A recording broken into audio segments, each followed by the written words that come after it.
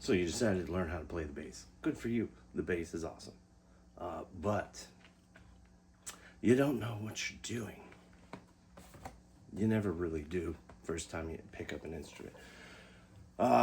First time I started playing the bass, I had some experience on stringed instruments, so the transition was pretty simple for me.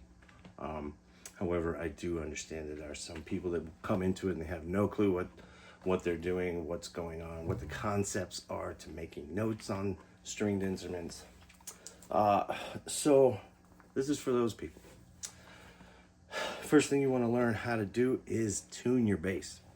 Tuning the bass, I mean, nobody wants to hear a tune or a bass that's out of tune. Nobody wants to hear a band that's out of tune.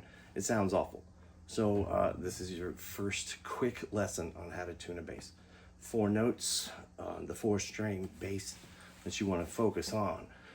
On your first string, you want that string to be an E. Second, A, D, and G. E, A, D, G. There are various other tunings that you can delve into once you get pretty good at tuning your instrument this way. A lot of bands tune their instruments a little differently than the standard EADG tuning. So that's another thing you can play with. But we'll get to that in probably another video. But first things first, let's hit that E string. A couple things you can do. Number 1, you can download an app for your phone. There's hundreds of tuning apps. I use a Fender tuning app sometimes. There's also a little tuner you can buy. You put on your headstock. I've seen a lot of guys using that. I like to use a tuner that I can plug into. This tuner will show you, and this is just one of a million different kinds of tuners you can buy. This was kind of cheap and I liked the color. And it was small, so it doesn't take up a lot of space. These are pretty self-explanatory. You plug in the input, the output. This little button here will turn the tuner on and off. So if it's not on, it'll play through.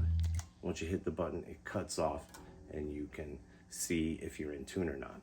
Now, that first string, how this works is you just look at your little line there, your indicator line, and it'll, as you turn your tuning peg, it'll show you how close you are to being in tune. So you just twist that tuning peg until you see those double arrows. It's a little difficult to nail it because there you go. Tuning is pretty, it's got to be close, doesn't have to be perfect. That's one way to do it. Got the E, got the A pretty close. The D is pretty close. And I think my G might be a little sharp. So anyway, that's one way you can do it. When I first started out playing, I didn't have a tuner. So let me tune that. There you go. So I was playing with a bunch of guys who, had their instruments in tune, but to their ear. So I would just tune to them, and they would just play their E string. I would play my E string and see if it matched up. That's one way you can do it if you don't have a tuner.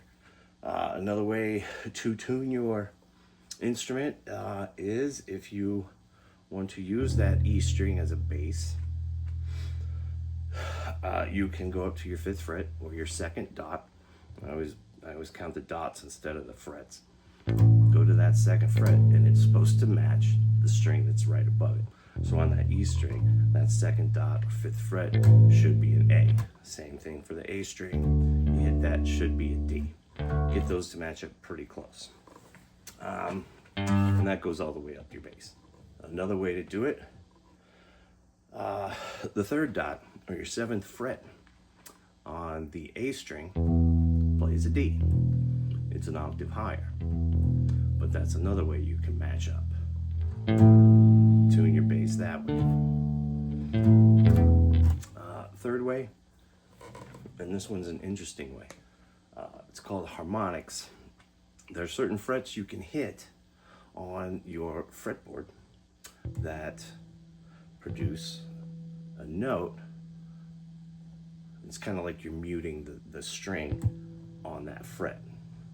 So your 5th fret, your 7th fret are harmonics. You've got other harmonics up here, and all across the fretboard you can find harmonics.